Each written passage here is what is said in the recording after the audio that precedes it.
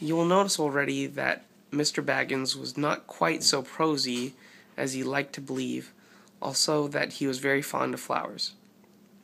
Dear me, he went on, not the Gandalf who was responsible for so many quiet lads and lasses going off into the blue for mad adventures, not anything from climbing trees to visiting elves, or sailing in ships, sailing to other shores. Bless me, life used to be quite you used to upset things pretty badly in these parts once upon a time. I beg your pardon, but I had no idea you were still in the business. Where else should I be? Said the wizard. All the same, I am pleased to find you remember something about me. You seem to remember my fireworks kindly, at any rate, and that is not without hope. Indeed, for your old grandfather Took's sake, and for the sake of poor Belladonna, I will give you what you asked for.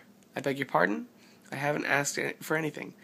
Yes, you have. Now, twice now. My pardon. I give it to you.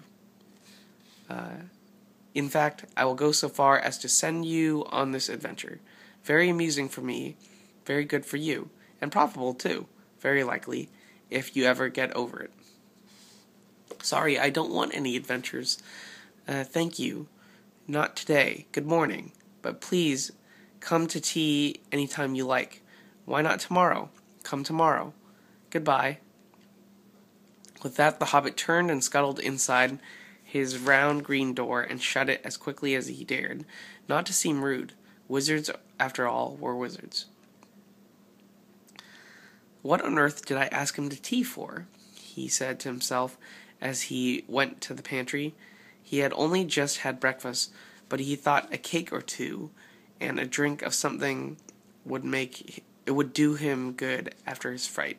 Gandalf, in the meantime, was still standing outside the door and laughing long but quietly. After a while he stepped up, and with the spike of his staff scratched a queer sign on the hobbit's beautiful green door. Then he strode away, just about the time when Bilbo was finishing his second cake and beginning to think that he had escaped adventures very well. The next day he had almost forgotten about Gandalf. He did not remember things very well, unless he put them down on his engagement tablet, like this: Gandalf tea Wednesday. Yesterday he had been too flustered to do anything of the kind. Just before tea time, there came a tremendous ring on the front doorbell, and then he remembered. He rushed and put on a kettle, and put out another cup and saucer, and an extra cake or two, and ran to the door. "I'm so sorry to keep you waiting," he was going to say, when he saw that it was not Gandalf at all. It was a dwarf with a blue beard, tucked into a gold belt, and very bright eyes under his dark green hood. As soon as the door was opened, he pushed inside, just as if he had been expected. He hung the hooded cloak on the nearest peg, and "Dwalin at your service," he said with a low bow. "Bilbo Baggins at yours," said the hobbit, too surprised to ask any questions for the moment. When the silence that followed had become uncomfortable, he added, "I am just about to take tea. Pray come and have some with me." A little stiff, perhaps, but he meant it kindly. And what would you do if an uninvited dwarf came and hung his things up in your hall without a word of explanation? They had not been at table long, in fact, they had hardly reached the third cake, when there came another even louder ring at the bell.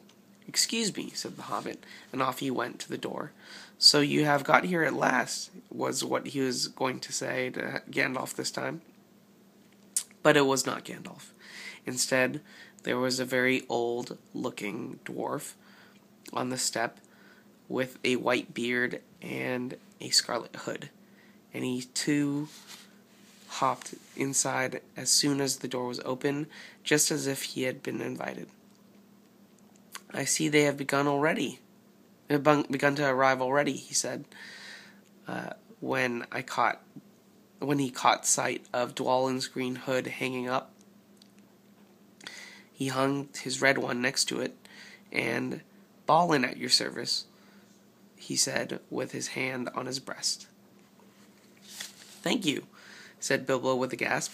It was not the correct thing to say, but they have begun to arrive had flustered him badly. He liked visitors, but he liked to know them before they arrived, and preferred to ask them himself. He had a horrible thought that the cakes might run short, and then he, as the host, he knew his duty and stuck to it very... He had a horrible thought that the cakes might run short, and then he, as the host, he knew his duty and stuck to it, however painful, he might have to go without. "Come along in and have some tea," he managed to say after taking a deep breath.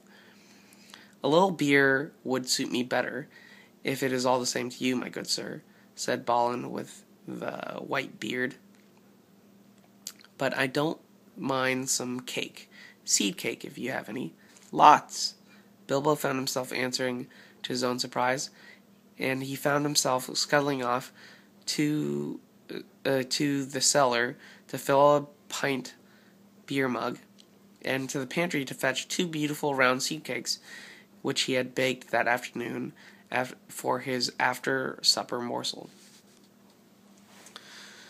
When he got back, Balin and Dwalin were talking at table like old friends. As a matter of fact, they were brothers. Bilbo plumped down the beer and the cake in front of them, when loud came a ring at the bell again, and then another ring. Gandalf for certain this time, he thought, as he puffed along the passage, but it was not.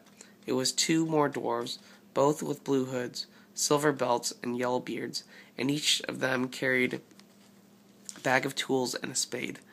In they hopped. As soon as the door began to open, Bilbo was hardly surprised at all. "What can I do for you, my dwarves?" he said. "Kili at your service," said the one. "And Fili," added the other, and they both swept off their blue hoods and bowed. "At yours and your families," replied Bilbo, remembering his manners this time. "Dwalin and Balin here already, I see," said Kili. "Let us join the throng." "Throng?" thought Mr. Baggins. "I don't like the sound of that. I really must sit down for a minute, collect my wits, and have a drink." He had only just had a sip in the corner, while the 4 dwarves sat around the table and talked about mines of gold, and troubles with goblins, and the depredations of dragons, and lots of other things which he did not understand, and did not want to, for they sounded much too adventurous, when ding-dong-a-ling-dang, his bell rang again, as if some naughty little Hobbit boy was trying to pull the handle off. "Someone at the door," he said, blinking. "Some 4, I should say, by the sound," said Fili. "Besides, we saw them coming along behind us in the distance."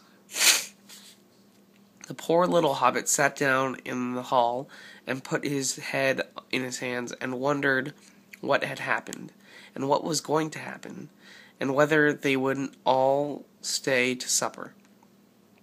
Then the bell rang again, louder than ever, and he had to run to the door. It was not 4 after all, it was 5. Another dwarf had come along while he was wandering in the hall. He had hardly turned the knob before they were all inside, bowing and saying, "At your service," one after another. Dori, Nori, Ori, Oin, and Gloin were their names. And very soon 2 purple hoods, a grey hood, and a brown hood, and a white hood were hanging on the pegs, and off they marched with their broad hands stuck in their gold and silver belts to join the others. Already it had almost become a throng. Some called for ale, and some for porter, and one for coffee, and all of them for cakes. So the Hobbit was kept very busy for a while. A big jug of coffee had just been set in the hearth, the seed cakes were gone, and the dwarves were starting on the round of buttered scones, when there came a loud knock. Not a ring, but a hard rat-tat on the Hobbit's beautiful green door. Somebody was banging with a stick. Bilbo rushed along the passage, very angry and altogether bewildered and beweathered. This was the most awkward Wednesday he ever remembered. He pulled open the door with a jerk, and they all fell in, one on top of another. More doors, 4 more, and there was Gandalf behind, leaning on his staff and laughing. He had made quite a dent on the beautiful door. He had also, by the way, knocked out the secret mark that he had put there the morning before. Carefully, carefully, he said. It's not like you, Bilbo, to keep your friends waiting on the mat, and then open the door like a popgun. Let me introduce Bifur, Bofur, Bombur, and especially Tauren. At your service, said Bifur, Bofur, and Bombur, standing in a row. Then they hung up 2 yellow hoods and a pale green one, and also a sky blue one with a long silver tassel. This last belonged to Tauren, an enormously important dwarf. In fact, no other than the great Tauren Oakenshield himself, who was not at all pleased at falling flat on Bilbo's mat with Bifur, Bofur, and Bombur on top of him. For one thing, Bombur was immensely fat and heavy. Tauren, indeed, was very haughty, and said nothing about service. But poor Mr. Baggins said he was sorry so many times that at last he grunted, "Pray don't mention it," and stopped frowning.